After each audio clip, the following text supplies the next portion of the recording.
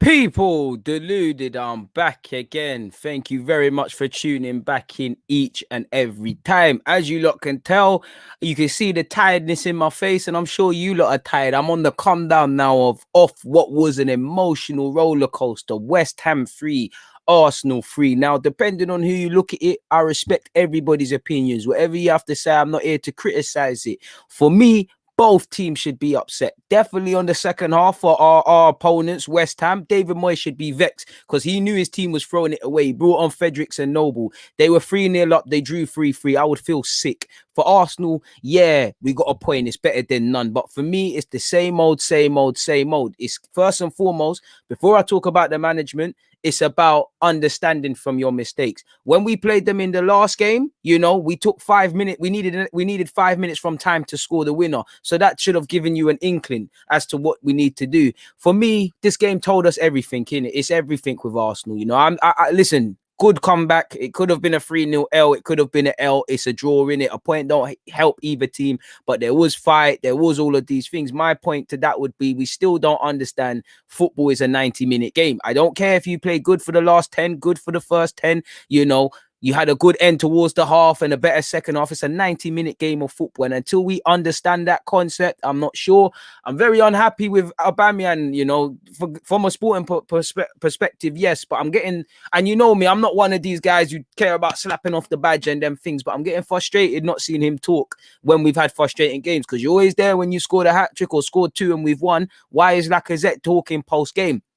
That game showed the good, bad, and the ugly of Arsenal, or what is Arsenal, full stop. Please make sure you hit the like button, people. I'll get into what you lot have to say, but I need to get this off my chest, really and truly, because again, depending on who you talk of, we hear that if we didn't do what we did in the first 20 and we could have won, again, it's a 90-minute game of football, people. So yeah, we did come back from behind. We did score 3 goals, and it does look somewhat courageous, but it's the same old, same old. It follows on not learning against Southampton, not learning against Villa, not learning from the Wolves game. Game management is one thing, and you can say what you want about Arteta. I don't think Marie had the best of games. Chambers came in and played well, but unnecessary changes, in my humble opinion, at times. Man management, these players are going into there and they're messing about. I hear too much talking. In fact, I'm pretty sure you lot can see in the other tab. Listen, Leno was atrocious today for me. Did make 2 saves, but he was trying his hardest. He should have done better for the 3rd goal, and we'll get into all of it. But like you said, Arsenal can forget about winning Europa League with a repeat Olympiacos performance. So why the hell have you put in that performance 2 days in a week? I don't care for tiredness. Tiredness is irrelevant to me, because when we're winning, tiredness isn't a thing, people. We're consistently inconsistent. We haven't grabbed the concept of you need to play well for 90 minutes. And again, I'll get into my ending comments, people. Admittedly, my emotions are all over the place. Now, going into it, these sort of games, as you lot know, it's a test. First things first, credit to West Ham, and I'll praise them in a sec. But they're 5th. Whatever you say about West Ham, they're 5th. 5 places ahead of us. We're up to 9th. But they're 5th. They're in form. Collectively, they're playing well. Individually, they're playing well. Lingard is doing well. We know on the worst of days, Lingard likes to score against us. So why am I seeing people switch off? Why am I seeing so much space given to Lingard? I don't know. We know Antonio, I told you, he's the best striker in the Premier League. The newly recruit for Jamaica national team showed what he's on. He got an assist and a goal to match, people. Obviously, the positive I would say is that we scored 3 goals. Chambers did well. Odegaard had a great performance, and there's no making that loan turn to permanent without speaking to them. We didn't lose. They're the only positives, and we go into the international break without losing. But for me, and there's not too many of you players that are getting called up for international break, Arteta and you lot, bro, there's no break for you lot. You lot need double sessions, because until you lot understand, it's a 90-minute game. I can talk about the manager until I'm blue in the face, and there's a lot to say about the manager and whatnot. I think it took too long once again with the substitutes. But once they cross that chalk, the players have to manage themselves. The players have to be accountable, and the manager can't account for you, man, messing about in the first 20. What was that? Treating them like they're Barcelona, It clearly shows that we struggle having a good 11, but when it gets to this period in the season where rotation is a thing, couple of man not in the team, couple players off and not having good days, and it's appalling, based on how you played against Benfica, you would have thought there would have been an uptake. And I know West Ham didn't play twice in a week, but it's not relevant. You were treating West Ham like it's Barcelona. And for me, we didn't learn our mistakes. We know they can put dangerous crosses into the box. They messed about. We messed about with that. We know they've got Lingard, Benrahma, Lingard, Antonio. They had great games. We know they're a problem on the counter attack and obviously on the attacking transition. And we played onto this. Like the first 20, I couldn't believe it. Forget the goals for a second. I couldn't believe it. We're in a half. Diop, Craig Dawson, none of them have anything to do. A couple times Fabianski's touched the ball, he looked shaky, but they've had nothing to do. They're pressing us high, we can't get out of our box, we're clicking it long, and they're taller than us, so it's dead. I couldn't understand what their game plan was. I know Lacazette said they didn't listen to whatever game plan Arteta told them, and listen, you're going to save your manager, so I hear that, but it's dead. Coulda, woulda, shoulda is not relevant. I guess if we did start the game stronger, we might have won. If West Ham could finish their dinner in the second half, they might have won. If they didn't concede them goals, they might have won. We can't do the ifs, buts, and whatnot, people. We can only deal with the facts, and that's we drew. A point don't help either side because we're on 42 points. Spurs are playing Villa in a piece. West Ham are on 49, and Chelsea are in the FA Cup. They could have put pressure on those spots going into the international break. Unfortunately, it was terrible. But like I said, first 20, I had a real tough time admitting it. Credit to West Ham. They were aggressive. They were positive. Looked like they bloody worked on a game plan all week, and their manager drummed it into them, and they reacted well. Every one of those West Ham players wanted to be the man of the match. Souček's working, Dawson's working, Benrahma. The whole front three was wavy. Man to a man, they were wavy. Cresswell, they're getting corners within the first opening period. I think first 10 minutes, they had 33 passes in the final third. But for us, we're treating it like a City. Like, listen, no due respect to West Ham. We're respecting them way too much. And like you saw, you ask questions, you score goals, When you come against West Ham, we know they're aggressive. We know they put good moves together. We know the first and second passes you need to win. That was the worst. I know I'm probably reaching, but that was for Tierney in particular. That was the worst 45 minutes I saw in his Arsenal career. That's probably up there with the worst 45 minutes on the first half I saw all season. It was terrible, people. Absolute terrible. Losing. When you come to West Ham, they're aggressive. They win their first and second balls. You need to, they're compact. We was terrible, We was terrible. We was losing all of them battles. And what I didn't like, there was no movement. There was no bravery in possession. And they're a compact unit defensively. You can expect that from the experienced David Moyes. And we're playing into their hands. This game showed me that these players, they're not mature enough, because this consistency is immaturity. I count this as teenagers. You're telling a teenager, do your bed, clean your room, make sure you've sent whatever letter, and they're not showing me they're adults taking care of business. Consistency is maturity. They're too inconsistent. And as much as I could sit here and talk about the players, the manager, and we all do, I can't excuse this team. I can't excuse that because you do a lot of chatting before and after the game. You put in a performance like that. Now, when I add in the performances in the Europa League, twice against Benfica, over the 90, the Olympiacos game, over the 90, the Olympos game last year, over the 90, this isn't what I want to see. Sometimes we win this game and we focus on the positive sense that it's a 90-minute game of football, and our players don't understand that. Even when we've won, Spurs last week, the positives is we came back and we didn't lose, but we could have, like I said, ifs and buts, coulda, woulda, shoulda. It's not football, innit? But we messed up the last 10 minutes, the second half against Spurs. The Chelsea game, we tried it very hard to throw it away. Even the Leeds and Leicester games, we didn't start them best of ways. All that matters is getting saving face, but this is not good enough. And for me, you've gone into a game against one of the best performing teams in the league, fifth in the country. You need to go into games like this and putting in performances to believe you can get top four this season, next season, or whatever. And you flattered to deceive, If you're focusing on the first half, we should have, were the reasons we didn't get anything. And we're lucky West Ham showed they're not serious in that regards in the second half. But first 10, 20 people, again, this is just to sum it up. I even had to tear up my notes while I was talking, people. Again, I couldn't believe what I was seeing. For those 3 goals, I couldn't believe it. The third goal jarred me the most, people.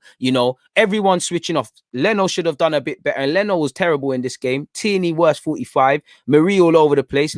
David Luiz and Marie all over the place. Chambers trying the thing. Terrible. That goal, I can't even remember if it was second or third. I think it was the third. Play to the whistle. For one, why have you all... I'm seeing Partey, Tierney, Marie, David Luiz. Everybody's turning their backs. At least 2 of them goals, Tierney played a major part, but people are turning their backs. You shouldn't switch off. You shouldn't be that easy to switch off. And Lingard, for whatever you say about Lingard, he's shown you street smartness. Ankle foul. Do you know how many times... Not foul, sorry. So foul. Do you know how many times that... Them lot were making midfield runs and not being picked up. Go and look at Lingard's goal. You know, West Ham's, what one was it? It might have been Lingard's one. That was a fantastic move. It's a lovely ball from Diop. I'm sure Antonio did well as well. Their goals were good goals, but it was terrible. Go and look at Lingard. Lingard, for 2 of them goals, showed you street smartness. From that free kick, he took it quickly while we were switched off. From his goal, it's a great move, but nobody's following runners, and he's getting in the spaces. Again, these are things that Arteta has to get through to, but the players need to take heed. You know, you're playing a very good informed team. You know, you're playing an aggressive team that fights for their first and seconds. You know, you're playing a team that's good in the air. All of these things you failed with, people. Yeah, you know, we could say, yeah, if Lacazette's shot isn't cleared off the line by Diop, we might win, and this and that. We could have lost this game. They hit the poles. Lingard should have scored in the second. As we was chasing to get something in the game, you did see we were getting hit, but that's dead for me, people. It don't mean nothing. Coulda, woulda, shoulda don't mean nothing. My own opinion is we didn't play good enough. Yeah, it's courageous that you got a point. This isn't good enough, because I'm seeing this too frequently, whether we're winning games like the Chelseas, Leicesters, Spurs and whatnot, whether we're dropping points like against Crystal Palace, the 0-0 draw, the defeat to Wolves, both of them, the Villas, you know, we're playing the same way. Sometimes we're getting the rub of the green, other reasons we're not, and I know not too much is going to change this season, at least with these players, but it's terrible. But like I'm saying, man, West Ham started stronger than us. They kept possession. They knocked it about better. I don't know if it's the changes or the mentality, but for Arsenal, we look completely disjointed. We're losing the first and second battles. They're not picking up people, midfielders, and they're having time to shoot, and they're earning corners. I felt their shape was very narrow. I mean, we was very narrow. We're sitting off too much. We're letting them have it. Like I said, first 20, I was amazed by Dawson Diop. They're loving it. You know, it's all the rage being a ball playing centre half, and they were loving it. You know, we couldn't get out of our half. We couldn't play any football. We're gifting possession back to the team cheaply, whether that's with Tierney, Marie, Leno. Leno can't get away with a poor performance today. I'm sorry. You know, West Ham had about 3 good chances from crosses to score early on before they even bagged. Ultimately, I feel we're being way too reactive. 9 minutes, 30 seconds in, they've had 33 passes in our final third. We ain't got that. We've got no out ball, because clearly the manager is telling Lacazette, you're not playing like a striker. I want bare man behind the ball. I think it's a narrow game, and when you've got a lack of movement, it's terrible. You know, mentality, I only saw, listen, I know we reacted and stuff and whatnot. I feel Partey and Tierney grew into the game a bit, but if your name is not Callum Chambers and Odegaard, I don't care for how you played today, because Odegaard was the only one that looked like he's on crud. You can say what you want about Chambers and whatnot. He made a thing happen. Everybody else, bits and people, you know, Lacazette was all right, but other than that, I can't keep sitting here on live streams, and you lot can't keep listening to it where we keep saying 2-3 men have played well. The whole squad need to play well. And as you know, take nothing away from West Ham. They were dominant. They started well. They had a game plan in the first half. Bowen, Benrahma, Antonio, Lingard. They're bopping us. You know, Rice is buoying it. They're violating us. And take nothing away from them. This is my point. I have no problem losing to teams. Not that I want to, or things, as long as we've done our job. As great as West Ham were, like as great as Wolves have been against us, Villa have been against us, City have been against us, Liverpool in the away leg have been against us. We are contributing to our defeats because, you know, individual mistakes and technical reasons is one thing, as you saw with the sequence of plays for the goals we conceded, but the mentality is not upstairs, people. And it's these players have been around the block. It's not like it's a bag of guys like Saka and Smith Rowe, and that these are grown men. Forgive me, these are men that have played for their countries, played for a big club, been around the block.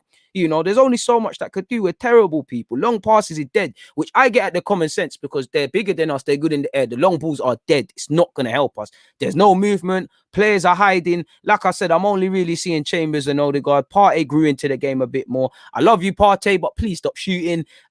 It's poor. And like I said, people, before they've actually we've conceded, those of you that was on my live stream, Tierney and Xhaka allowed Bowen to make a run unmarked. And that kind of ties into when Sofao scored and when Lingard scored. If you don't follow runners, if you don't start well, you know, if you make cheap mistakes, if you're not mentally prepared, this is what's going to happen. And this is the first this is the time we're going to consistently see. We're going to keep doing this week in, week out. Sometimes we're going to play like this and win. Sometimes we're going to draw, which we have done. It's appalling. Credit to West Ham, because if I'm David Moyes, I'm vexed. I think West Ham, similar to us throwing it away in the first half, and you knew he was going to get 3-4 conceded. I feel West Ham threw it away, and you knew Moyes was thinking something. You know, I will give us that last 5-10 when it was like 3-0. We woke up a bit too little, too late. West Ham again. I can't lie to you. I had to applaud it. They bopped us. They bopped us. That was lovely football from Diop initially. Antonio did well. Ben Rama, very annoying. It was a very annoying goal to concede from an Arsenal perspective, but they bopped us.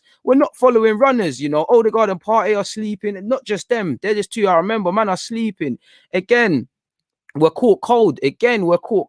There's no excuses, bro. Tierney, you've played for Celtic. You've been around the block enough times. Marie, Holding, not Holding. Marie, Louise, Leno. Everyone's been around the block. Saka, you played enough games. It's from a Saka free kick. Man are turning their back. I'm seeing Tierney talking to Leno, patting off your own thing. We're losing. Switch on. Lingard being effing street smart, has taken it quickly. Bowen's got the freedom of the city. I can't remember the order of the goals, but either way, they've caught us cold. They've exploited it. Leno at that near post isn't good enough, in my opinion. Either way, it's poor in it. It's terrible in it. It's terrible. Again, the third goal, amateurish. We're at 6s and 7s. Leno's giving it away, then Tierney's giving it away, and then Tierney's out of position. People, it's terrible. A terrible goal to concede. We've shot ourselves in the foot, and I don't care about coming back into this game. Yeah, there's a little bit of fight since Arteta's come, but that's not being harnessed the right way between the manager and the players, because we keep saying this. This isn't being arrested.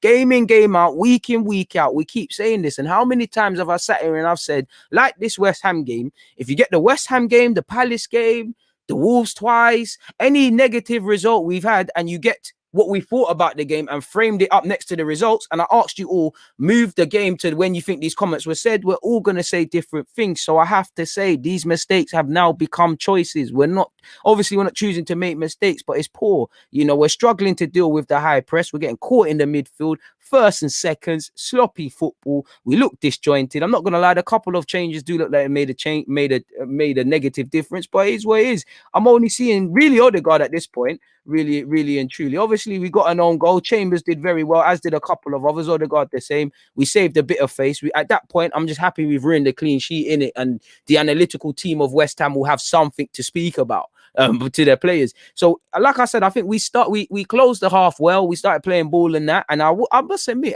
as weird as it was at 3-0 down, it looked like West Ham could concede goals. But again, we're making things harder than it needs to be. These players, the minimum is to wake up, be prepared, and be accountable. And I don't think everybody has that. We're just winging it. I hear too much chatting and not enough talking on the football field. As I said, my thoughts at half-time, people. 2 late runs have contributed to the goals we've conceded, people. We're not picking up runners. We're second best across all the departments. West Ham are playing very good, in my opinion, man to a man. But for us, we're terrible. We're terrible. Absolutely terrible. Terrible football club right now. Terrible mentality. Away from how, we've got players that got tech. We've been signing players that got tech. We're going to sign players again that have technical quality. But upstairs, man, you got to get yourself upstairs. And what's concerning for me, when I'm looking around that team, you've all been around the block.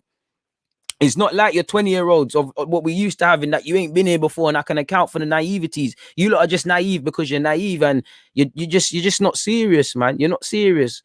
So like I said, at halftime, I'm feeling we're disjointed. We're second best. We're showing that we're mentally frail. I don't think there's any man management in terms of Arteta. I don't think there's any game management on display. Reactive, lack of ideas being shown with the lack of movement and the long balls forward. I'm only seeing Odegaard really trying. Partey look decent towards the end of the half, but Odegaard's the only one for me. I did think we woke up last 5 or 10. Ultimately, it does feel like West Ham, as I said, look a bit frail, but ultimately there's no consistency and there's just too much lip service, and I'm vexed at this moment in time. I'm not even going to cap people. There's 300 of you locked in. There's only 90 likes. I beg you lot, pattern that up, people. It doesn't cost a thing. So at halftime, I'm not happy with it, And like I said, people, for the second goal, I'm a bit annoyed because stand on the ball. That highlighted how naive this team is, street smart, nobody awake. Lingard was, though, and Lingard's having a good game. And from a neutral point of view, as much as I'm an Arsenal fan, it's lovely to see Lingard in form because, he's had a tough time on and off the field recently, family issues. So it's nice to see a man can enjoy football, unfortunately for us. Second half, we know what we need to do, innit? We're being made to pay for what I feel was a shocking first 10, 20, 25 minutes. I did feel the referee was terrible as well. In the second half, I feel like he was just on our team. First half, he was with them. But I don't like to talk about referees as much as it is, because away from the referee, away from how good the other team was, I'm not saying these are not valid talking points, but I'm a big fan of accountability, people. Our own accountability isn't there. We needed to turn up. We needed we needed to do better in that regards. Before I talk about those fine margins and I look at our own accountability, weren't there. Second half, I did think we started off strong. We did first five in particular in the second half. Obviously, Lacazette had a good effort cleared.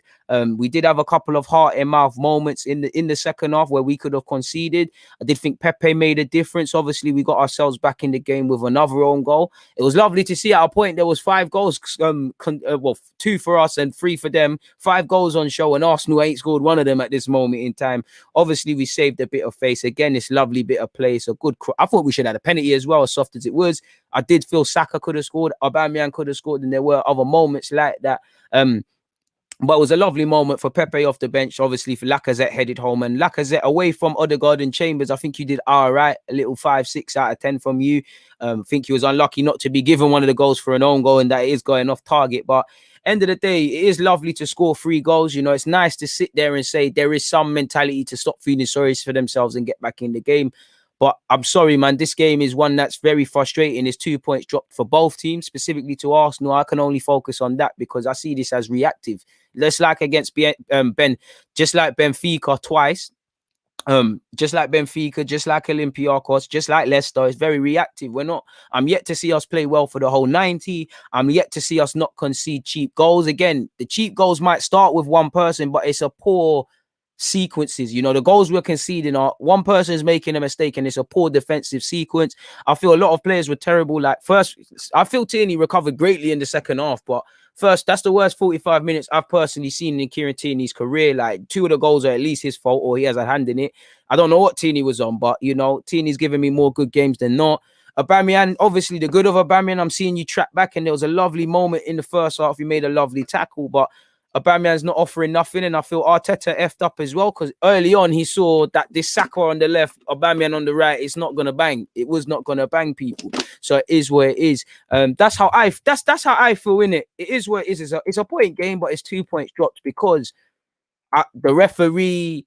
Should we have had a pen? If the shot goes in, that Diop cleared off the line. These are all factors and if spots. But in terms of how we can start the game and the mentality being right, we weren't there, and that I can't get over that.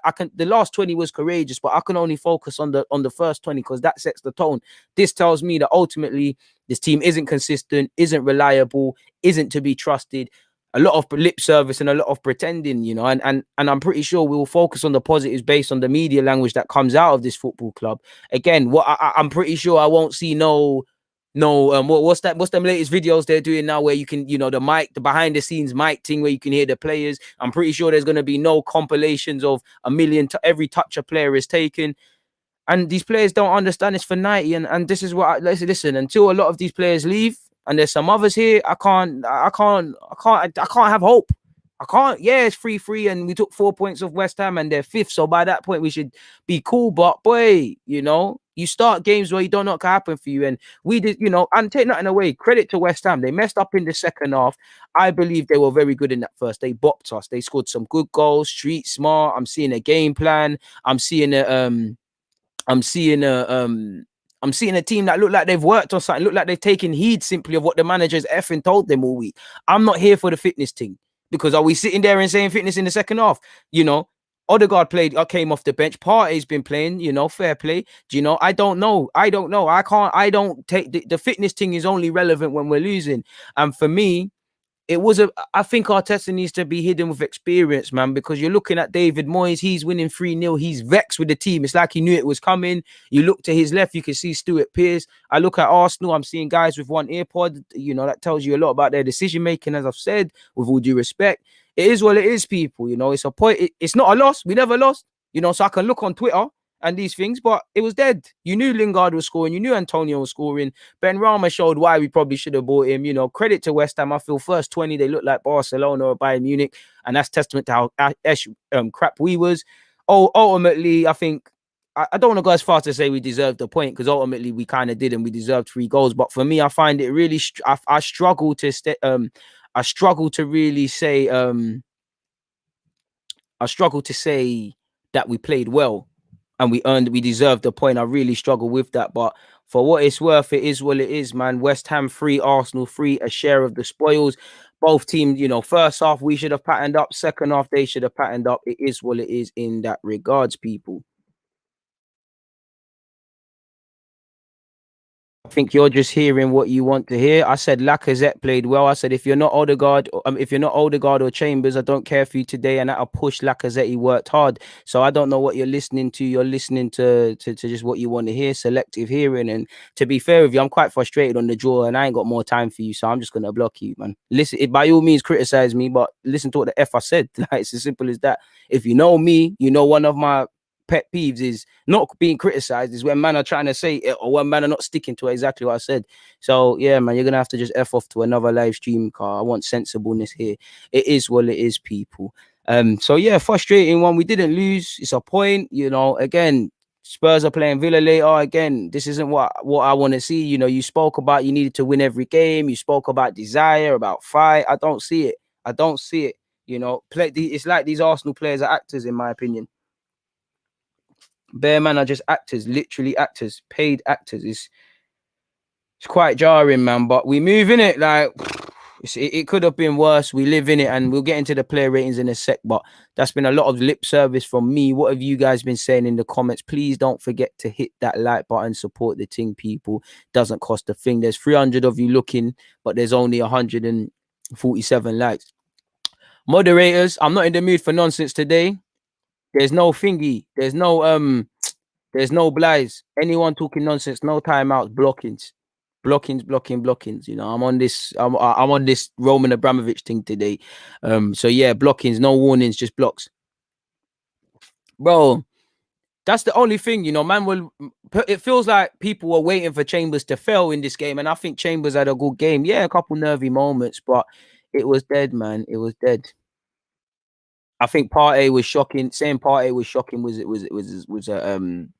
is overdoing it. I do think he's had shocking games. I don't think one was today.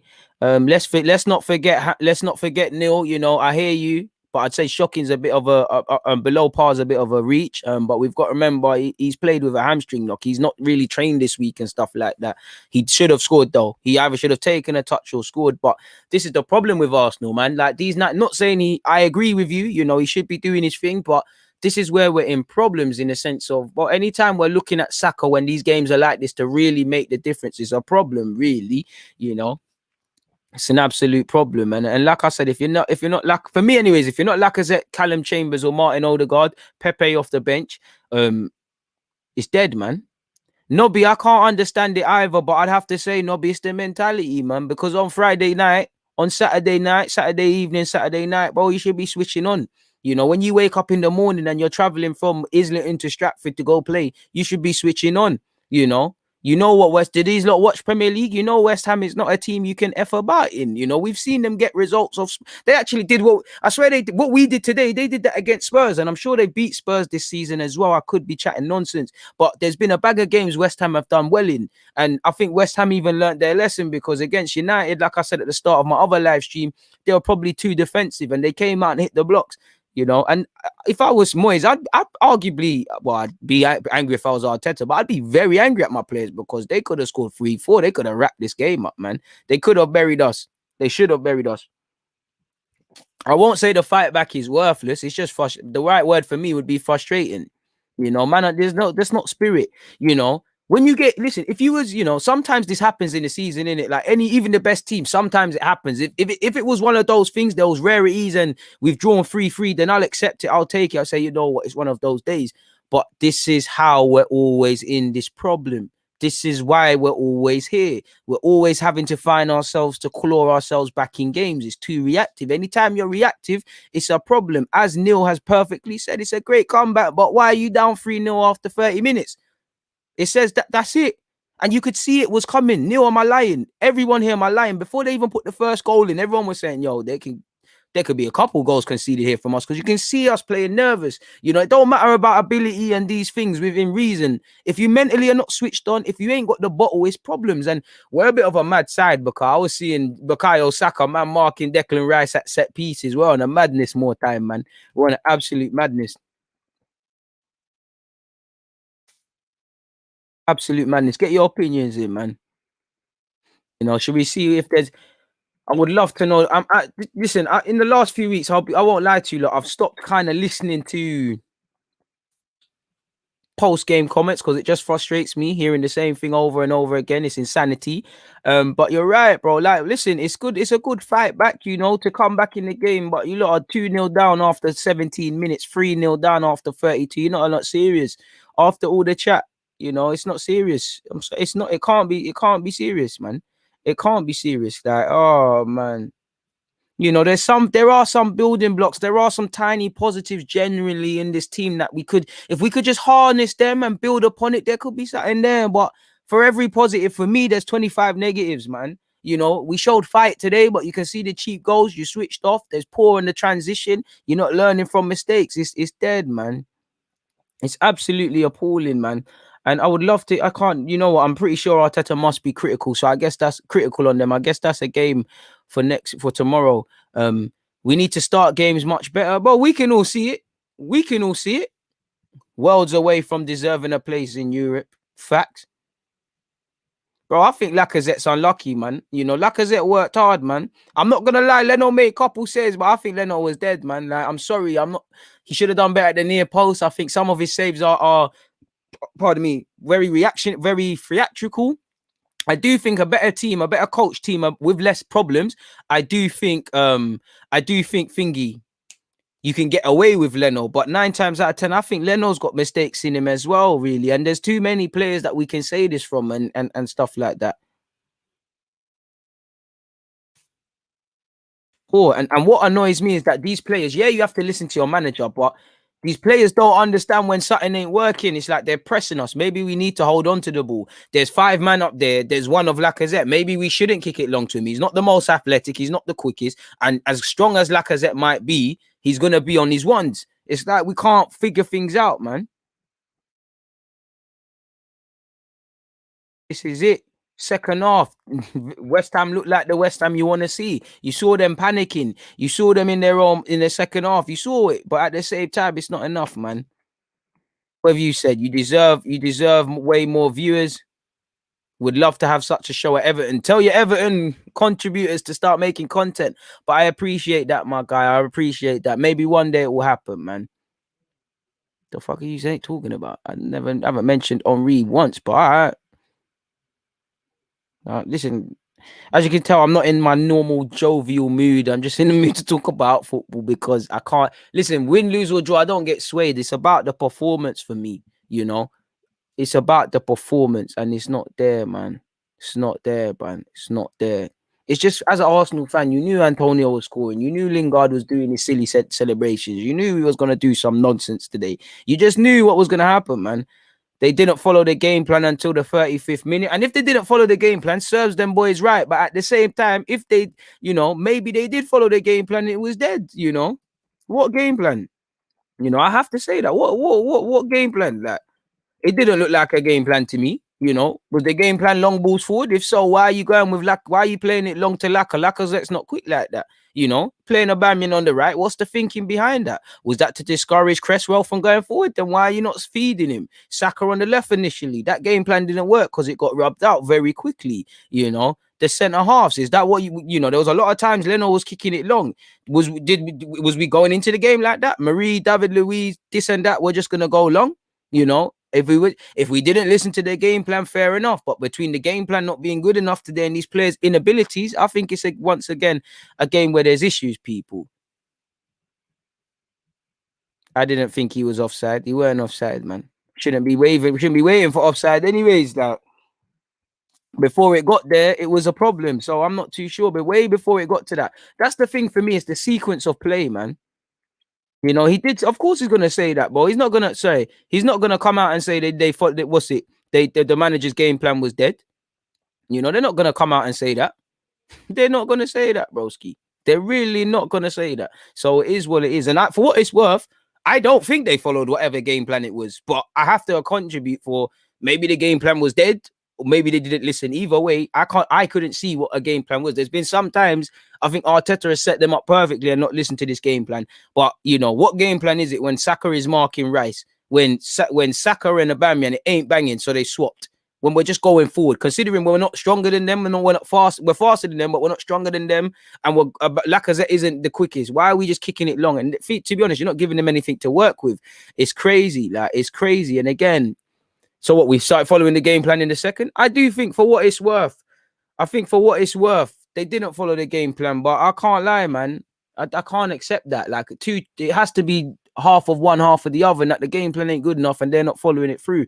To be fair, once again, some of these the majority of these players, you can't take them forward. They can't help us go to this journey. They can't. They're not good enough. It's not even about being good and techers. They're not good thinkers. They're not consistent thinkers. They show immaturity with these mistakes. Every week is somebody else, or someone makes a fundamental mistake. Everybody's switching off. Saka's conceded a free kick, which I didn't think's a free kick. Why is Tierney, Leno, Marie, Louise, three of the most experienced players, switching off? Now, I'm trying to save Tierney a bit. Isolated, he was dead today. He patterned up a bit, but he was dead.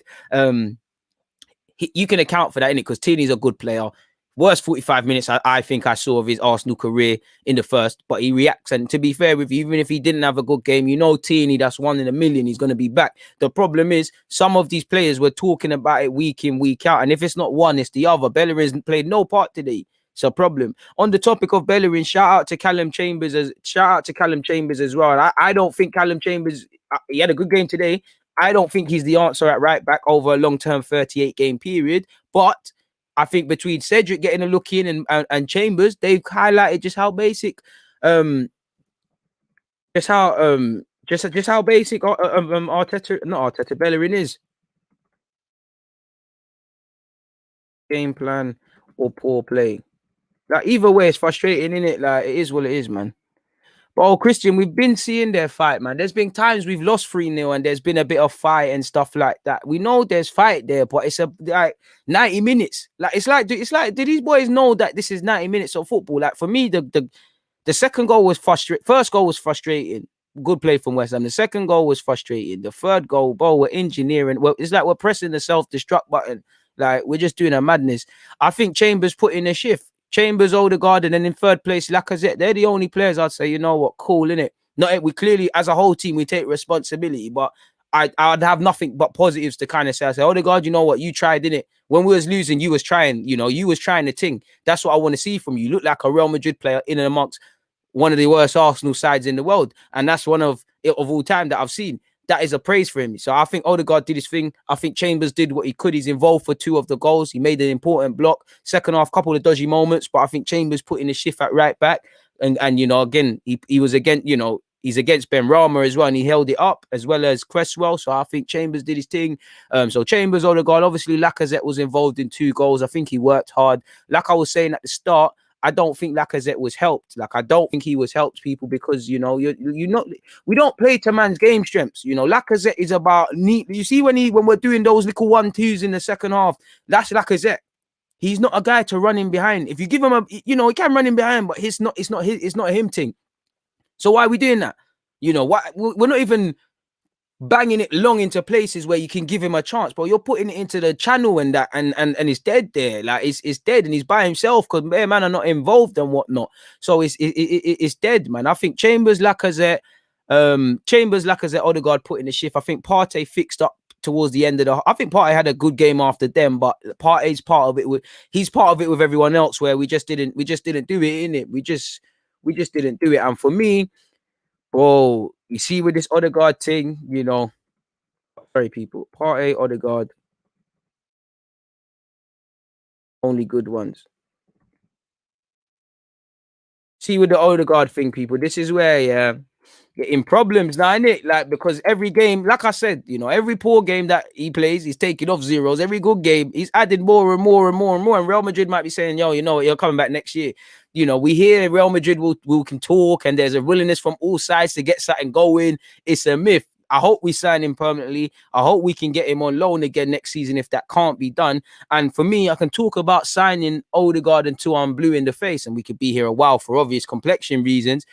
How can we really, I don't know if cash will be injected, and I'm not a finance man, but surely if you don't know you're going to be in Europe, how are you going to pay, let me just be hopeful, 40 million for Odegaard plus? you know, because like Real Madrid would hope for, you know, Real Madrid might hoodwink us and say, yeah, we said we might do 35, 40. We ain't got it on paper, broskies. We need 50 for him. Another team might say, yes, his form might drive up interest and whatnot. Now, the priority is to go back to Real Madrid. My point is we're in problems. So I would love us to keep Odegaard permanently. I think he's shown that he's on his levels, but we need a plan B, plan E, plan D targets right now. You know, if you're not going to get Odegaard, bring in another number 8 or another 10 who can do what needs to be done. Don't put all your hopes in it. I hope he stays, but it is what it is in that regards. And on the topic of Odegaard, we knew he was technically good. You know, he showed it against Benfica in patches. He showed it against Villa in patches. He showed it in stages. But I think the last few weeks, you know, when he scored the madness against Olympiacos, I could be wrong. Obviously, against Leicester. He played very good against Spurs. He came off the bench in the Europa League and looked good against Olympiacos. He was good from start to finish today. I think his performances have gone up. I've previously said, I know you're good technically, Odegaard. I know you're a good technical player, but the biggest gift and curse, praise and critique I can give you is you look like an Arsenal player. I want to see a bit more. I know Ceballos has got technical quality. That's why Real Madrid bought him. I want to see something from Odegaard. And I saw it in little dribs and drabs prior. I think he's really taking it up a notch and he's become one of the leaders of the team. And I hope he stays, but boy, you know, if I'm Real Madrid, I'm saying, boy, like, look at our squad. We could do with him in it. And this is what you want to see if you're a Real Madrid man. Because, again, I don't know, but you could probably imagine they're sitting there and somebody saying, hey, why did you loan him out? Like, Zidane, come and answer why you loaned him out. What's it, chairman? You got to say this and that. So these are the games they're probably watching. And I think Odegaard's really gone up. He's a baller, man. We knew he's a baller, but I care. He gets it. He's not scared. Like, he admittedly, a couple of games before he did look scared, but he gets it. That's what I want to see. I don't like hiding. And he didn't hide from the ball. He tried to drive. Obviously, he was, you know, you watched the game. You saw what Odegaard was on. And, you know, it is what it is. It's showing like right now it's 2.5 million for that loan spell spent very well. And obviously, he needed a bit of a time to adapt because he's from Real Madrid. But I was telling you, look, I'm going to be very critical on that time aspect because how much time do you want? We can't do the Pepe thing and all these other things. You're here for 6 months or whatever. We need you now, innit? You're Real Madrid. This was a relationship born out of mutual interest. We needed creativity. You needed a platform. Let's go, innit? And I like what I'm seeing from Odegaard. I hope we can, you know, for me, I'm probably more realistically thinking, can we get a loan for another year? I don't know without knowing where we're going to go in Europe, how much money we can have to spend on Odegaard without talking about, obviously, the basics of our team needed. You know, we need a right back. Arguably, I'd say this again highlights the need for a centre half. You know, I get why he went with Marie, but I think Gabriel should have been thrown in today. And I think I'm backed up in that decision, but it is what it is, man. You know, Marie's not even fully fit. Like, you could see it. Marie was poor. He reacted, but it was poor. But Marie wasn't fully fit. You could see it. David Luiz, there might have been a bit of tiredness there. You know, Chambers did well, but if it went another way, we might have been asking, yo, why is Chambers just pulled in randomly now when Cedric is there and whatnot? Again, I don't want to be the Martinelli guy, but man couldn't understand. I think it's feeling like there's an agenda against the guy. He can't come on for significant minutes. Obviously, Pepe came on and made a positive difference, you know, really and truly. It's last couple of games, it's frustrating now because the subs that are coming on are making a difference. You know, it is what it is. It's poor, man. It's poor. And Arteta keeps saying, can we cut out these mistakes? He's clearly as peed off as we are. That's why I have a bit of sympathy because I don't think much can be done in that regards, but it is what it is. It really is, bro. Big sell. But man, don't understand that when I say that, you know, we have to show some consistencies with that defense. You was in the last live stream. Remember I said, I don't mind Marie. WE's been doing all right. Holding had his little chance and Gabriel's the best centre half for me. But I just feel it's underrated in terms of consistency there. Like, you need a back five, a stable back five. And, you know, Chambers probably deserves to start the Liverpool game based on how he played. But whether that's going to be Chambers and Cedric, I'd say Cedric, Tierney, Gabriel and somebody right now with Leno.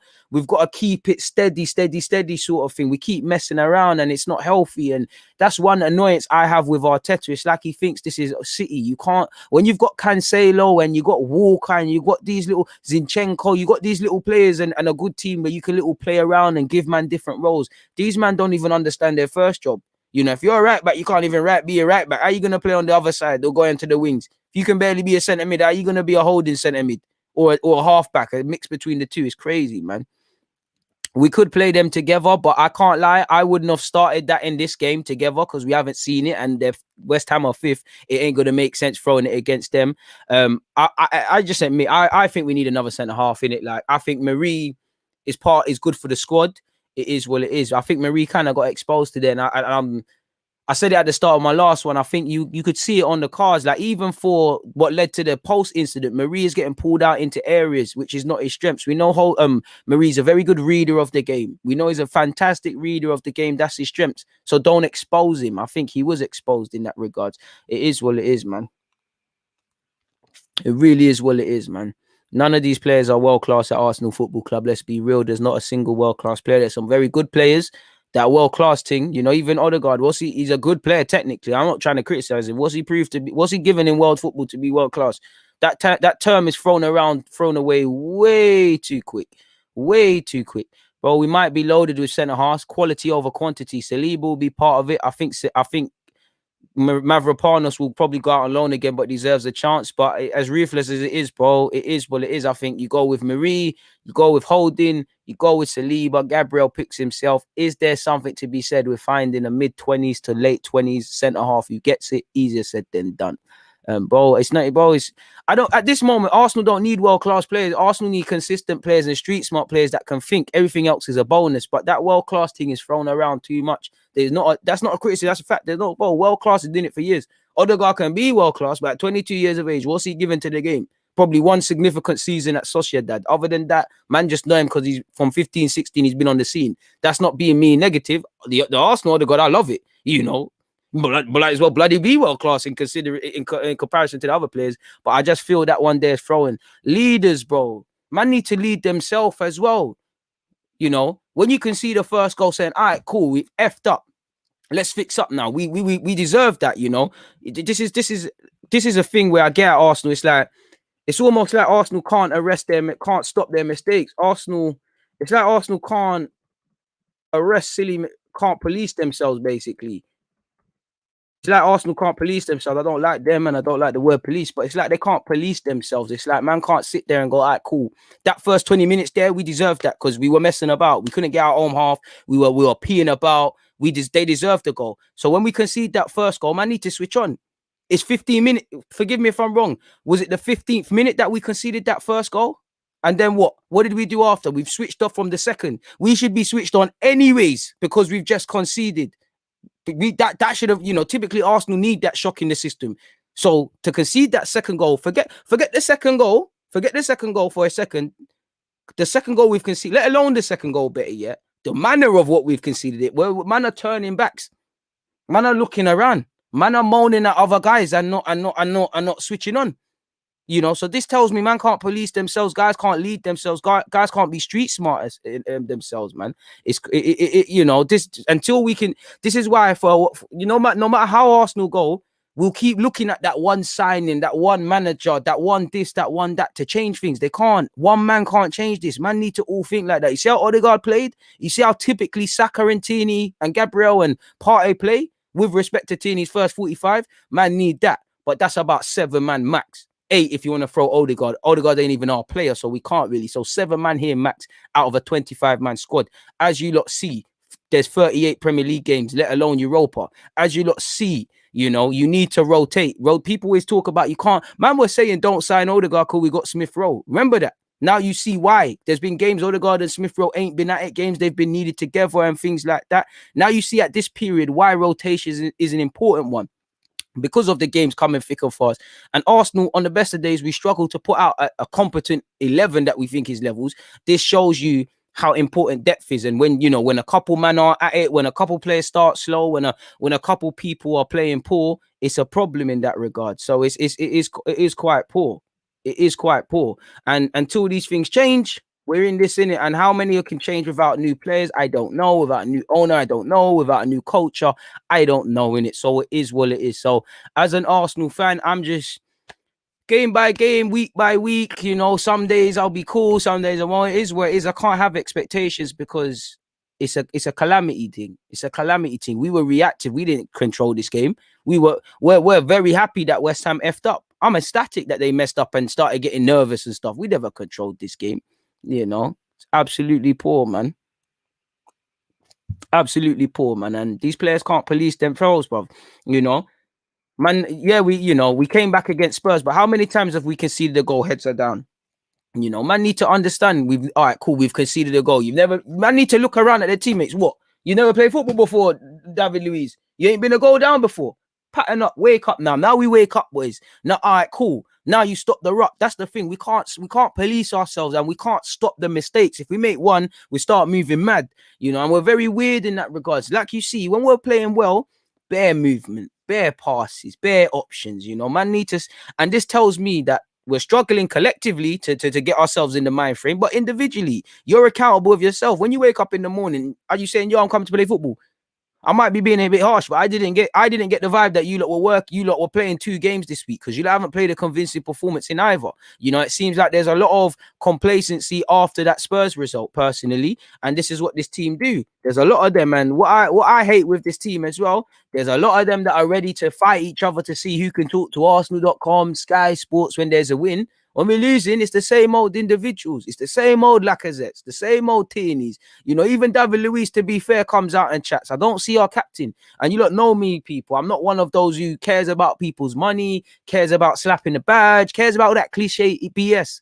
But it's getting frustrating not seeing Aubameyang speak. Not because I'm trying to do that sort of thing, people. But come on now. When we're winning and you're scoring 2 goals, a hat-trick or whatever, you're speaking. So when I say, oh, listen, that, it's dead, man. It's dead, and we've got a long way to go. Please make sure you're hitting the like button, people.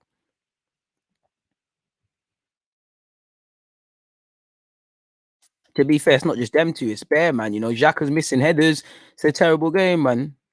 Discipline is key, man. Discipline, focus, and I don't get again. I'm sure they do, but I don't get the vibe that these lot crave success. I got that from the Invincibles because the way they carried on when they're winning league titles at Spurs' ground, Lehman and Sol want to tear into each other. You know, the way you hear about how competitive training was with the Invincibles. Now I know for obvious reasons we're not Invincibles, but when do you hear Arsenal's training is competitive? When do you hear? You might hear a little fight between Sebastian and Luiz, but when do you hear it's competitive? Forget the ability of the Invincibles. You know, look at the men. They're all captains and leaders in their own right. Forget that. They're all accountable. You know, Henry was obsessed with being the best striker he could be. Vieira, the best midfielder, you know, and the rest of it. Until guys want to be successful as much as they want to breathe, I'm not too sure. Because I'm sure a lot of you just think it's nice, it's comfy at Arsenal. You man are not on it. They're not on it. You don't play like this if you're on it. You don't have these inconsistent results. It's not healthy. And it's damn right healthy on me. And it ain't going to be healthy on Arteta. You know, Arteta's going to have less hair than Lacazette by this time next year. If this thing continues and he's here, it's going to be a madness. An absolute madness, people. Absolute madness. I won't say he looked uninterested because I'm seeing him track back and make fantastic slide tackles. He was just dead. Just dead. He was poor. He was there. I don't think it's an fair play if you lot think. I just think Lacazette was just poor. Like, that's it. You were just dead. Sometimes there's not a reason. Man are just dead, man. Bro, man are doing wavy finishing drills. Bro, you never hear it's uncompetitive. It's nice, bro. I don't think everybody in this team wants to have difficult conversations. It's like everyone wants to be friends. And don't get it twisted. I know football's moved on. It's not just about flying into tackles, but it's like man don't want to win tight. It's like Craig Bellamy used to say, I'm not here to make friends. I'm here to win stuff. I only get that vibe from certain other people. You even heard the way, remember when Tierney first came into this club that you heard, oh, there's some concerns with the way Tierney trains. He trains the way he plays. I was like, good. Some of these men need to get clamped in training and get riled up and clamp man back. You know, and like I always say, I don't feel when the camera's off, these guys care. You know, I don't. I think some do.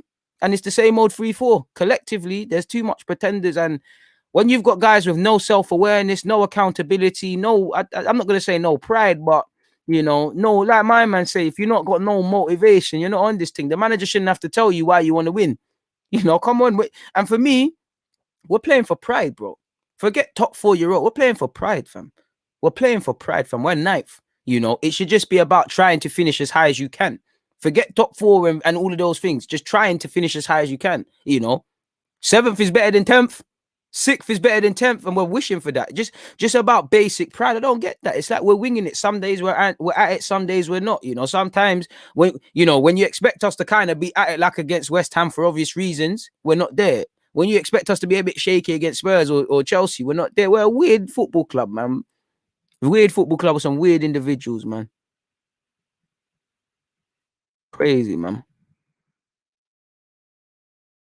Absolute crazy. And it's like this has been a bad week because even like against Olympiacos, I'm seeing man moan at each other and not in the healthy way, moaning. It's like I've played a poor pass, and because it didn't, it could have been your fault for not being in the right position. It could be mine. It could be both. Forget it, in it. It's a madness. And he is captain material, but come on, man. We've all played football, but I don't need to. I'm not saying you, but we should. Bro, them contents they annoy me because they only come out when we win. Man, don't hear it. Man, I ain't gonna hear no. Obviously, it's not their ground, but I ain't gonna hear no open mic things this week. It's only when we win that you get that. And to be fair, bro, man shouldn't even. But think about what you're saying. I'm not saying you're saying it because it's that, but we've got Arsenal fans saying Tierney is a captain because of that. We've had people who have captained this club because they were a younger brother, but they used to take the keys from their parents. Brother, it's a madness, man. It's a madness. Xhaka's gone, man.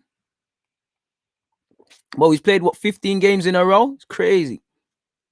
Bro, I said it at the start of my thing. I think Aubameyang should have been on the bench. Pepe should have started, just not because of not because of what happened off the field. I just in the build up to Spurs, I just don't feel you've been the tactical fit because you're not scoring goals. You're irrelevant. You're not. It's what it is. They're meant to be leaders. Every one of those footballers are meant to be leaders, man. There's no accountability. It's a bunch of pretenders, man.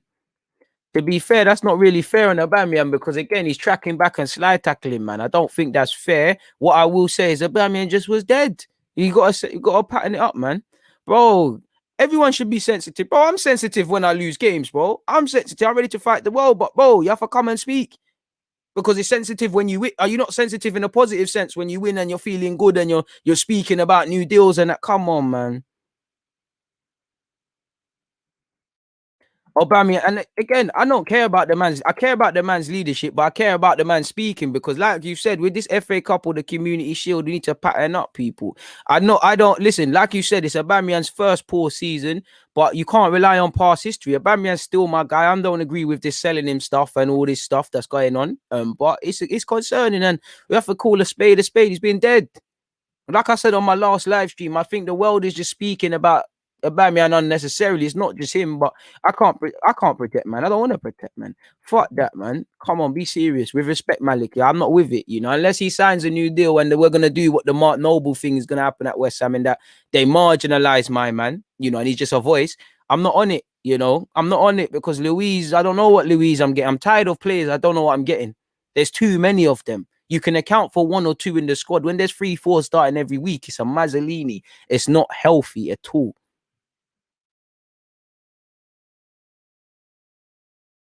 I appreciate that. Man said, deluded, another amazing show. True highlight for a poor game. Great talent and great show. You have made me see sense about this ongoing problem. Hit the like button. I appreciate that, man. You always here to gas me. I appreciate that. Big up everybody locked in. Please make sure you're hitting the like button, people. 265 likes, 433 of you locked in. So a couple of you lot are doing me dirty, people. Come on, man. What's all that about? To be fair, Big Shout, I hear that, but isolated to today, Tierney, Tierney's got his back towards everybody, like everybody. I believe in calling a spade a spade. As I said at the start, I'm giving Tierney the benefit of the doubt. Worst for opening 45 minutes, but first, obviously, I've seen him have bad games, but first one I've seen from my man, innit? Tierney's still my guy. But I have to call a spade a spade. If you've played dead, and I think you've played dead, I have to say it because the only agenda I have is my football club, innit? Like if you play dead, you play dead. If you play good, you play good, man. It is what it is. I've been very critical generally on Odegaard, Lacazette, Chambers, and they played well, man. I respect that, man. I respect that as well, GGTV. Word, everybody hit that like button. You see the content this man is bringing us. No Clue has said, you got a point with the open mic thing. And it's not even just the open mic. It's everything with the club, fam. It's everything. It's like, not to make it about Xhaka, but the minute we win, Xhaka is ready to kind of rub salt in the face of Arsenal fans who get onto him. All these players are out there. Remember if Joe Willock, somehow, I bet you Joe Willock is going to be given a post-game interview. I bet Joe Willock's given one on Arsenal.com and not Aubameyang. When we're messing about, it's the same old individuals. Paul Roper, there you go, 3-3. I've seen you quite hell-bent on getting that emoji out there. Shout out to you. What do you think about our chances of winning Europa League after a performance like that, bro? Bro, you can forget about Europa League, fam. You can forget about it. Unless you win Europa League, you can forget about it. You know, because like I said, I just showed you earlier, man. I said you heard what Leno said. Leno himself, he was part of the F3 here as well. He said we can't afford to have that Olympiacos thing like last time. You know, Arteta said before the Benfica game, we've learned from our Olympiacos mistakes. We ain't learned from none of that. You ain't learned from none of that because we're playing the same way and we've been playing the same way when we win games. You know, it's just when we do it against Spurs, everyone's like, oh yeah, man, shaky 10 minutes, shaky when they went to 10 men. Or when it's against Chelsea, it's crazy. You know, we don't focus. Whenever we win, nobody focuses on it. And we've been doing it since Unai Emery days when we used to gas up the team because we coming from behind in the second half and that. Yeah, there's a bit more fight in this team and a bit more determination. But that's not outweighed by that positive is not outweighing the negatives. There's still a lot of the same crap. And if these players, I think these players care. I don't think these players care enough because if they cared enough, they either would get onto man that don't care and they wouldn't be here, or the thing, you make sure they improve or whatever. Because again, if I'm one of these, it's easier said than done. But if I'm one of these players, I can't lie. I'm saying to whoever's making mistakes, bro, you're on a joke thing. You know, I don't know about you, but me, Sakatini, Party, we're on this winning thing. You keep doing that, me and you're gonna fight because you're messing about. I can't take this, people. I can't take this. You know, it's what it is.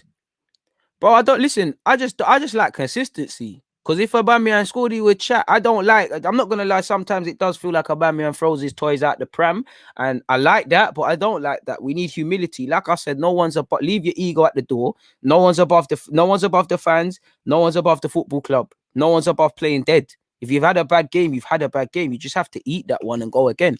The gift and curse of life, like I always tell you, not just in football, but in real life, it goes on. You had a bad game in the grand scheme of things. Of course, I'm annoyed about West Ham.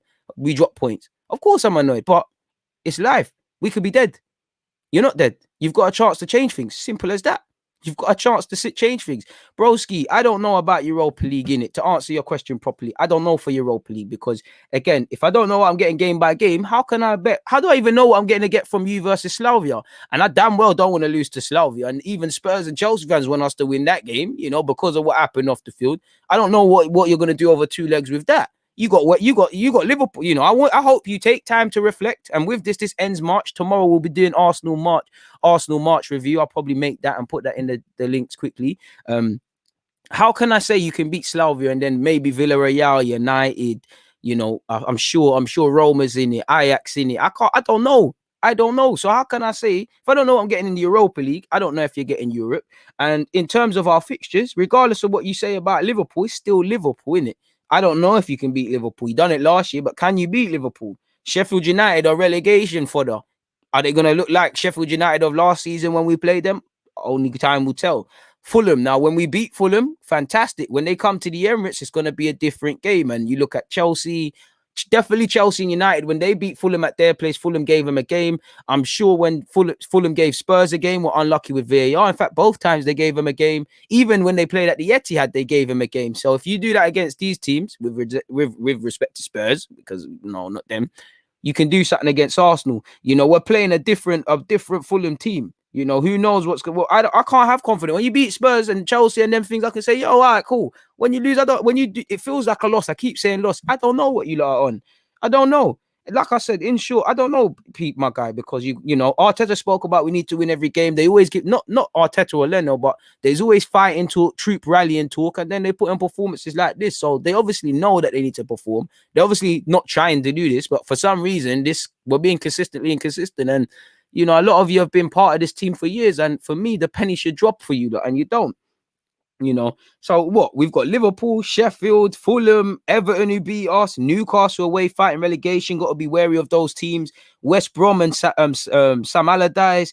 May, you've got to go to Chelsea at Stamford Bridge. In fact, the last three games for me worry me because you got Stamford Bridge trip, then you've got Palace away. You know, London derbies. Last day you've got Brighton at home, so we couldn't have picked three better games. So I don't know. In it, it's down to these boys. You know what? 3, 6, 9. 12, 18, bro, like 20 plus points still to play for, and we're relying on other people. I don't know. And as you lot see, football is a squad game. The games are coming thick and fast, so it's already what we know in it. We just have to try save face in the league and try put all them eggs into that Europa League basket and making the final. Will we do that, bro? When we play like this, I don't know. I really don't know, because the last couple of games we've played, we made it 10 times harder than it's needed to be, people. Even if I just scroll up, what? Let me scroll up. Bro, we could go back to February. Bro, we can go back, people. We can go back to February, for the last time. When did we win convincingly? When did we win convincingly? The 3-2 first leg against Benfica, we made it tougher than it needed to be. Another game where we were, we were pegged back after scoring. Then what? The Leicester game, yeah, it's wavy, but everyone's forgetting we conceded within 6 minutes. The Burnley game again, stupid goals. We took the lead and then we conceded again. We either start well and are convincing, or don't start well and end it a bit stronger. Like today, we don't play consistently well for the full 90, which is the problem. We don't play consistently well for the full 90. That's our problem, people, in my opinion. Scrolling down from that, what? Again, that's what. So again, Benfica at home, you made it harder. Leicester, you made it harder. Burnley, you made it harder. Olympiacos first leg, we all remember, people. We made it 10 times harder as well. We were initially pegged back before, obviously, we patterned it up. Spurs, we shouldn't have gone behind in that game, but we did, Olympiacos, we ultimately lost it, made it harder than it needed to be, and ultimately were made to pay. West Ham, that form has continued us. So arguably for the last touching 2 months now, we've been doing this, people, really and truly. This is why I think fans need to stop getting horny for saying that we're getting top 4, because we've actually probably just had, we've done the job against Olympiacos, but if we're real, 2 really good performances sandwiched in, in the league anyways. We beat Leicester and beat Spurs, fantastic, but both games were made it harder than it needed to be. That's now no clean sheets in 12. And then we've just been existing, and this is the problem. This is why when you go all the way back to the turn of the year, and I'm telling you lot, it's a false image. You lot are sticking it on, man, and telling me I'm being biased and all these sort of things, people, because the way we played there is the way they played against Wolves. In the way they played against Spurs at Spurs' ground, the way you played against Thingy, against Burnley at home, the way you played against Southampton at home, you switched off early on and let Walcott score. Another player who some of you should know damn well, in fact, the manager should, City, we got rubbed out in the final. Chelsea, we did our thing again, as you lot know, nervous towards the end, but man to a man, that was great. Everton, we weren't at the races, and that's another one, like today, first 20 minutes all over us and got a goal to stand for it. Capitalizing on set pieces. So for the manager, he's probably got to look at how he can get his information across. Of course, he has his own criticisms, but these players need to do soul searching, man, because you're part of this. If you're in a job and you find yourself underperforming, your manager's going to chat to you, and that should put a spring at your step. Or you should be like, oh man, I can't do this. I'm poor at spreadsheets. Let me go learn so that I'm not good. So I'm more consistent with spreadsheets. That's like football. We keep conceding stupid goals. Let's put in an extra hour and learn how to not concede goals. So we've got to arrest this problem. But how long before a problem becomes a theme? Because we've been doing this. This is it, people. And, we'll review the March game tomorrow. Well, we'll review the whole of March tomorrow as Arsenal fans. But it just tells you it is what it is in that regards. It's the same old nonsense, people. It's the same old. Arsenal March review. Let me put that for tomorrow, Monday at 11:30. It is what it is in that regards, people, man. There's nothing else. No thumbnail as well. Rago thing. In fact, put the thumbnail there. But please get your thoughts in, people. We're going to get into the player ratings in a hot second, people. And I ain't forgot. Don't worry. I just want to plug you lot on this. So, yeah, my next live stream tomorrow will be this one, people. Make sure you're taking that one there in. Where is it? Big up everybody locked in. Oh, it's not though, is it? Because we haven't. Our attack is underperforming. We know that. It's not just one. If I just focus on the attack, it neglects how poor our defense is. If I focus on this alleged improvement defensively, it focuses on these underperforming numbers. We don't shoot enough. We don't score enough. Every attacker 9 times out of 10 isn't playing to their potential, both because of themselves and the tactics. But at the same time, defensively, defense wins you titles. Defense puts form together. Yeah, we had to score 3 goals today, but and ifs and buts don't change things. But if you didn't do the nonsense, you win 3-0 or something. Defense is what's going to make or break this team. That's just me personally. Defense wins you titles, my guy. This is why I'm not saying you, but I have a hard time speaking with Arsenal fans in general, because 9 times out of 10, there's only one truth. You know, it's either all attack, all defense, all Arteta, all the players, all Arteta. The truth is in the middle where we're underperforming in terms of attack. You know, we're not playing to our full potential. We don't look like we can score goals. The movement isn't quite there. Our goal record probably flatters us. And whatever way you look at it, we've now gone 12 games with no clean sheet, people. You know, there's no excuse for that. You know, you've gone 12 games, no clean sheet. You're in trouble. Simple as that. That's not in all comps. That's not sustainable. So how much have you improved? How much, like I said, how much have you improved with these defensive mistakes? How much can you improve with a team that makes these defensive mistakes? Really, when you've got so much, you know, you haven't got players that are good defenders or good at the aspect of defending, full stop. How can you improve? You know, overstated improvements, man. Very overstated improvements. I can't lie to you lot. And that's the thing. Fans always want to rush to a headline. When we're winning, Arsenal's back. When we was winning towards the end of the year, Arsenal's back. Oh, then Arsenal's dead. Bro, the truth is somewhere in the middle. Like, I think it's both. Am I convinced with our attack? Of course not. I'm more happy with the attack because of the recent form. You know, you got Pepe. Don't know what Martinelli needs to do. Lacazette scores goals. Odegaard and Smith Rowe do their thing. Let's be real. Maybe not today. And criticism all of Aubameyang, but historically he scores goals. You know, I think our attack needs a lot of improvement, but the defensive, it needs a lot. You need to arrest that. You know, you can score 20. Remember when we actually used to be able to go forward? You know, we would do that. We would go forward for 90 minutes, control it. 91st minute come, long ball over the top. We've been rubbed out. And as great, I agree with you, but for me, defense wins you titles. You fix that defense, the attack can take care of itself. You can make that a world-class attack. If you can't defend, it doesn't matter. And even if you look at the last period, man, look at it. Look at it. We've actually done all right in terms of scoring goals. We've got 3 today. You know, when was the last time we failed to score? Probably in Europa League. That was the first time in 25 games in that competition we failed to score. In the league, when did we fail to score? We bagged against Burnley. We bagged against Leicester. Bagged it twice against Spurs and 3 today. The problem is, if I do the maths, what? 3 against West Ham, 2 against Spurs, that's 5, 6 against Burnley, 7 against Leicester. I'll stop at February. So that's 7 goals. But then when you look at it, what? Conceded 3 today, conceded 1 against Spurs, that's 4, conceded 1 against Burnley, that's 5, conceded 1 against Leicester, that's 6. So forgive me if I'm wrong. Did I not just say we've scored 7 goals and conceded 6?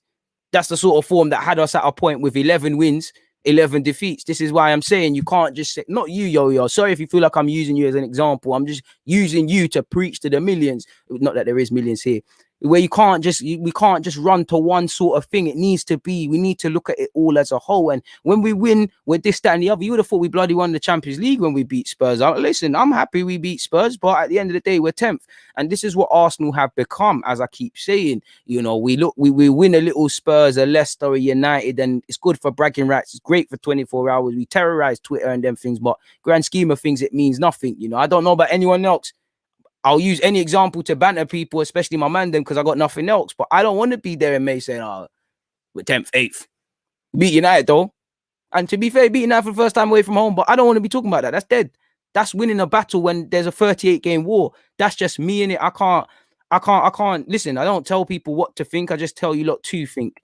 You know, so make your own conclusions. But that's just how I feel in it. That's just how I feel, unfortunately. You know, please make sure you're hitting the like button, people. Please make sure you're hitting the like button. Let me press the edit button on this so it can do that live redirect. Pull you lot to the next one. And also, people, if you're knocking about tomorrow and you ain't got much and you like DG and whatnot, you know, I'll obviously do the tactical review and all of those things by that time later. In fact, I was about to send you lot the wrong message, people. You know, I was actually about to give you the same link that you're watching now. Shows you how smart I am. Please make sure you're hitting the like button. Check out the link in the message, people. It is what it is. Oh, most fans don't have things because we live in a day and age where extremities are there. You know, like you said, the truth lies in the middle, bro. Ski man. Crazy. This is it. Still there. Great comment, Graham. Where you been, man? You've been missing for a sec. But like you said, comfort, mediocrity.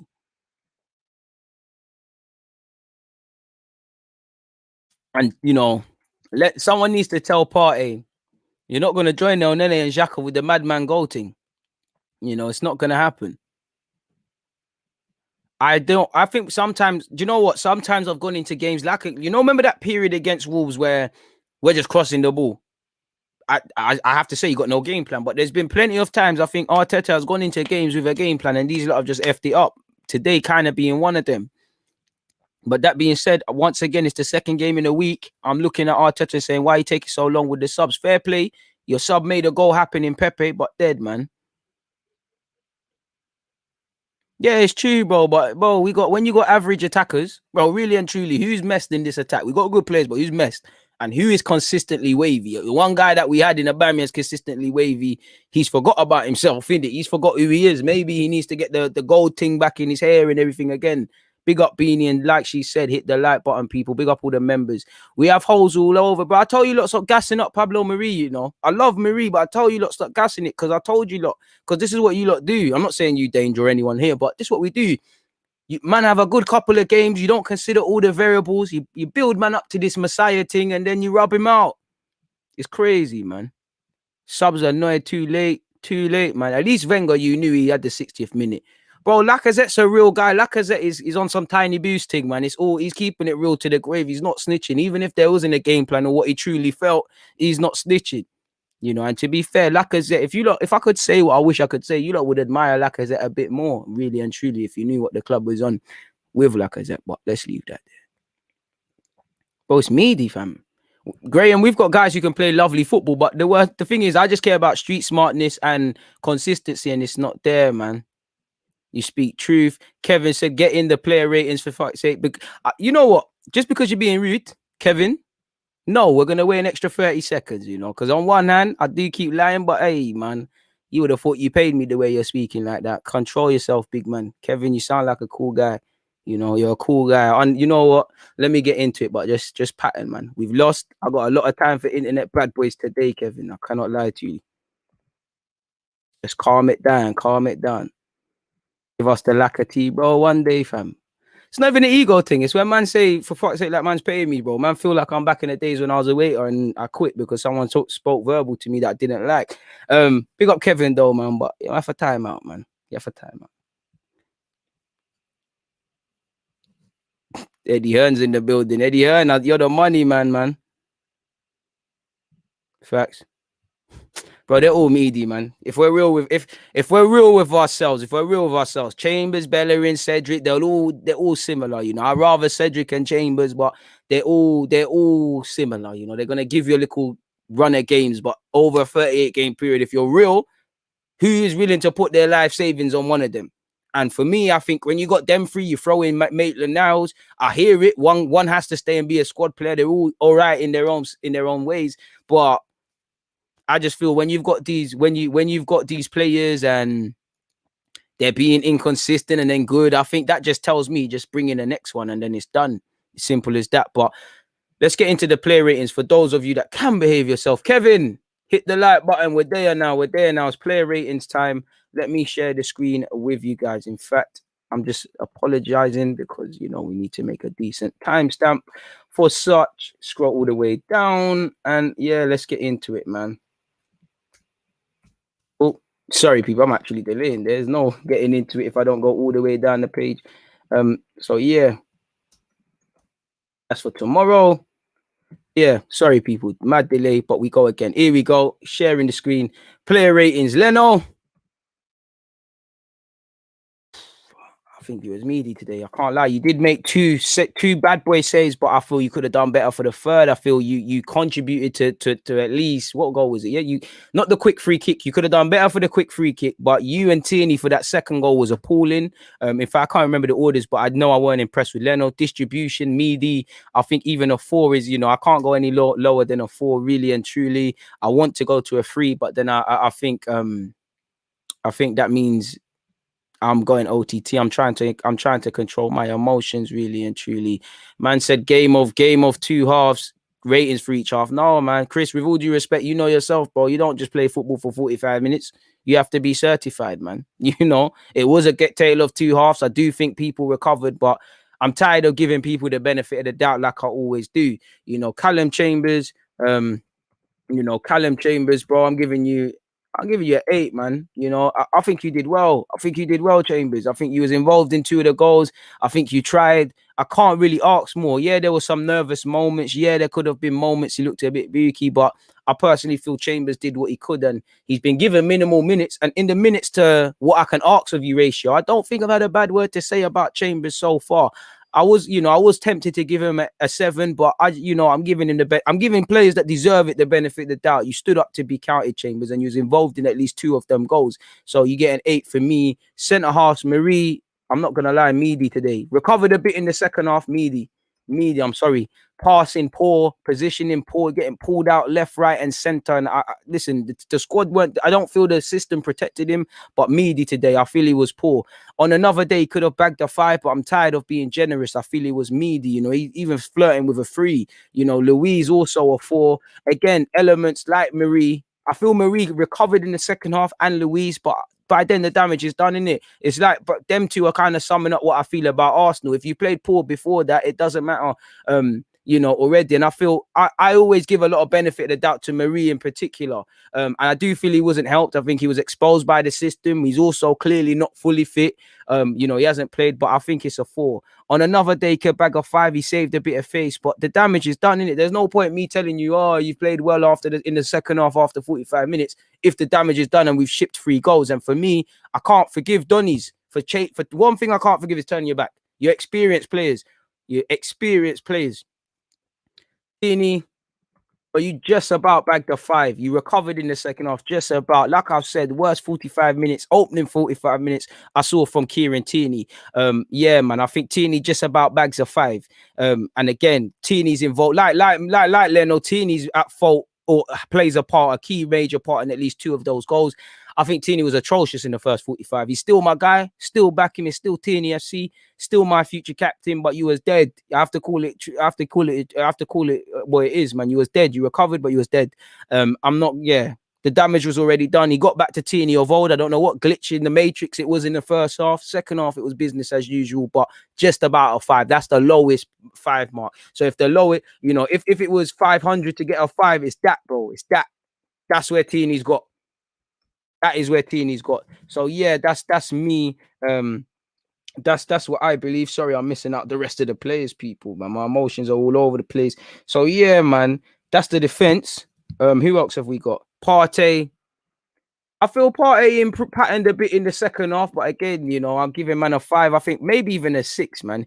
Maybe even a 6 for I give 6 for a Partey, man. Nah, 5. No benefit of the doubt business. In fact, nah, man. I'm giving you a 6. I feel you tried to. You and Xhaka switched off for at least 2 of those goals as well, but I think you reacted a bit. You was playing on par with a 5 for me. So nah, man, because I'm gonna give a 6 to Laka. Nah, man, I'm gonna give a 7 to Laka. I'll give you a 6. I feel you should get a 5, but I feel I'm a bit emotional. Maybe it's a bit of anger and them things there. Xhaka, I don't know, because I feel Xhaka on one hand, he was missing headers, he was doing a lot, but I don't think he played that bad. I think he was a calamity, but I don't know, man. It's like, am I considering Xhaka based on the normal Xhaka we get? Oh, I don't know, man. Xhaka's one's a bit, ooh.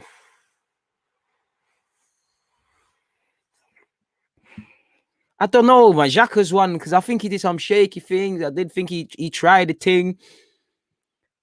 I don't know, man. His one, I'll come back to him. It's between a 4 and a 5 for me, I think he saved a bit of face before he got subbed, but I'm a bit, we'll wait. Xhaka, VAR.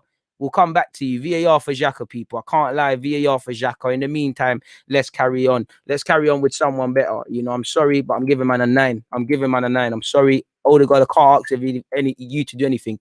Even when we got rubbed out 3-0 after 20 odd minutes, you were on this thing.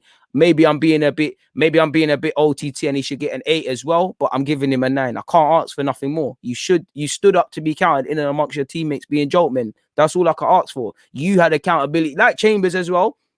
You had accountability in your performance. You wanted to win. You tried to do your job to the best of your ability. That's all I ask for, Whatever happens in terms of the result and things is for something else. But all I ask for is that you turn up. And I think you turned up today. The minimum is that I want you to look like you're here to play football. You look like that. So I'm going to, so you Chambers, again, you're not my cup of tea. You're not my answer. You're nothing beyond the squad player to me. But again, you did your thing, and I don't know if you should start against Liverpool because regardless, Salah, Mane, Firmino, all these options is poor. But based on this game, you deserve it. And put some respect on Chambers' name because he's the only name here not in capitals for whatever reason. Odegaard did his thing. Who else is there? Oba, let's be real, fam. You're 4 as well. I'll give you. You should be getting a 3, but I don't think you played worse than Marie or David. Well, based on their errors, and I think people are forgetting Aubameyang was tracking back hella times, but you was anonymous on the right hand side. There was a lack of movement. Second half, I can't lie, I did think he started some moves going. He was drawing fouls and things, but ultimately nothing in it. Absolutely nothing. So I don't think he played as bad as people made out, or no worse than a couple of the other 4s. But ultimately, it's another one where our captain's gone missing. He don't look like he's going to make something happen. And Lacazette right now is the top dog in terms of a striker. And for me, I didn't think Aubameyang should have started today, as I said in my watch along, just for the sporting reasons. Forget what happened against Spurs. I just don't think, if Aubameyang ain't scoring goals, he's a bit irrelevant, really and truly. And there's, regardless, I think Laka, Pepe, all these guys deserve the looking. Even Martinelli, it didn't happen. And Aubameyang, you had a chance. Obviously, that right wing, Saka, you and Saka on either flanks, unusual flanks, it didn't bang. Saka reacted a bit. It's a 5 for Saka, but again, I think Saka, Saka was underwhelming. Let's be real, he should have scored. Like Saka, I'll give him not sympathy, but I'll give a bit of sympathy because, like Marie, he's not fully fit. Man's had the hamstring issue, so I can't really be surprised that he played poor today. If I wouldn't probably be saying that if you scored, so a 5. I don't think he was quite a 4, but he was anonymous. And to be fair to you, again, Saka's human, innit? Saka's 19, turning 20. We shouldn't be. I'm not absorbing a poor performance. Everyone needs to up it. But, bro, we shouldn't be relying on Saka to the degree we are. The man's had a hamstring injury and we have to play him. This tells you everything about our team, people. Am I missing somebody else out? I am. And then whoever's being missed out, well, how can I? One of the only players, once again, on stuff. You get a 7 for me. No, man. You know what? I think you get 8 as well. I think Lacazette worked hard. I think Chambers is a slightly more of a higher 8, but I think Lacazette worked hard. He's involved in 2 goals. Can't ask any more of you, really, Lacazette. So again, 3 players I can't really ask more of. Partey to a degree, but I just feel these 3 in particular were on crud. People were not even on crud because we lost. We drew 3-3. We didn't lose, but yeah. Shout out to Partey. You can get a little amber one. Xhaka, I give you the benefit of the doubt. You can grab a 5. You can grab a 5 because I do. That was my gut in it, but my first thing was a 4, and then I start thinking, is that my emotion speaking? Let me look at it in the balance. So I'm gonna give you a 5. I'm gonna give you a 5. Subs, Pepe, you did. It's an NA really, but I'll give you an 8 based on coming off the bench. You came off the bench and assisted the winner. That's what we need. He's begging Arteta to make them damn subs. He weren't making those damn subs, and he showed why he should make those subs. Smith Rowe, I'm not gonna lie. By the time Smith Rowe, I don't think Smith Rowe did much. I think he's a 5. I don't think he's about like that. Like I said once again, I think it's an NA. Martinelli, I'm not gonna lie, ineffective. He come on for like 9 minutes. He weren't really about. Let's be real. So that's my things there. Once again,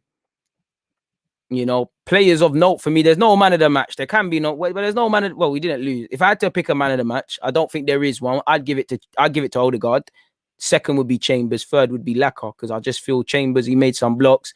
He did what he could, innit? Chambers is one of those footballers in that role. We would have been saying, yo, why did he play this and that, this and that? And I think at least he's given his manager no reason to field that question. Odegaard from start to finish, he was on this thing.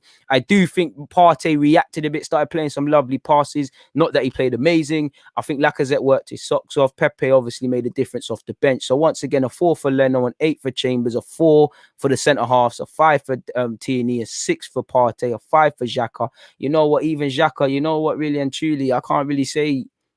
I can't really give Marie and David Luiz a 4 and not you a 4 because I think you're in the same boat as them, really. Odegaard a 9, Aubameyang a 4, Saka a 5. Even Saka is flirting with a 4, but again, I think he was slightly better than, man. I have to leave it at 4/5. I don't know for Xhaka, man. That's one. I'll update that one when I watch the game again. But yeah, man. Odegaard a 9, Aubameyang a 4, Saka a 5, Lacazette an 8. Pepe NA, but for just setting up the goal, an 8. I think Smith Rowe in his minutes was a 5. I think if I had to, I'd give Martinelli a 5. But really, none of the subs are really on long enough to affect the game. So that would be my player ratings, people, if I had to pick. But it is what it is in that regards. And with that, that is the end of the player ratings, people. 1, 2.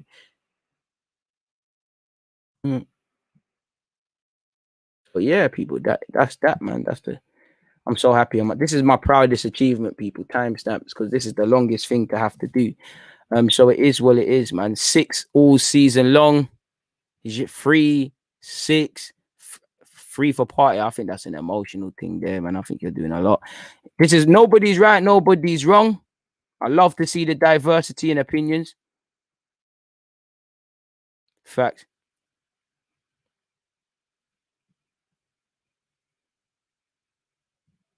Too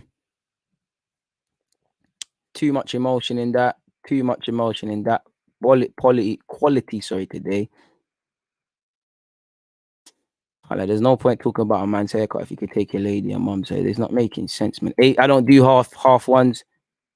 Oh, overplaying the young man. The man's being overplayed, bro. The man had a hamstring injury, take him out. And even with Smith Rowe he's looked a bit knackered in recent games. We're having to rely on, man. You know, you've got Saka and and Smith Rowe out of Haaland. You've got Odegaard who's been here 2 minutes. You've got Tierney who's been here 4 minutes. You know, half the time it's Partey as well. It's the players that ain't been here too long that get it. And that's the problem.